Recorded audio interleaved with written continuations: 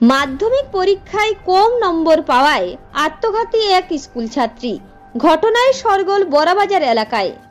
ইন্টারনেটে রেজাল্ট প্রকাশিত হওয়ার সাথে সাথে গলায় ফাঁস লাগিয়ে আত্মহত্যা করল এক ছাত্রী। তার বাড়ি বড়াবাজার ব্লকের ভবানীপুর গ্রামে। নাম সুনিতা মাহাতো, বয়স 15 বছর। সে শুকুরহুটো স্কুলের ছাত্রী।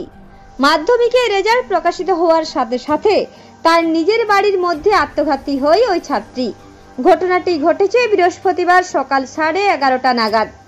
ঘটনাস্থলে পৌঁছায় বড়বাজার থানার পুলিশ।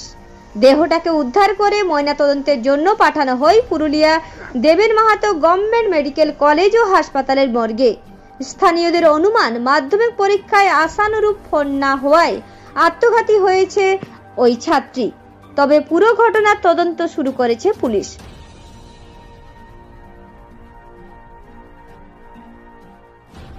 বড়াবাজার থেকে সুব্রত মণ্ডলের রিপোর্ট, রূপসী বাংলা মিডিয়া।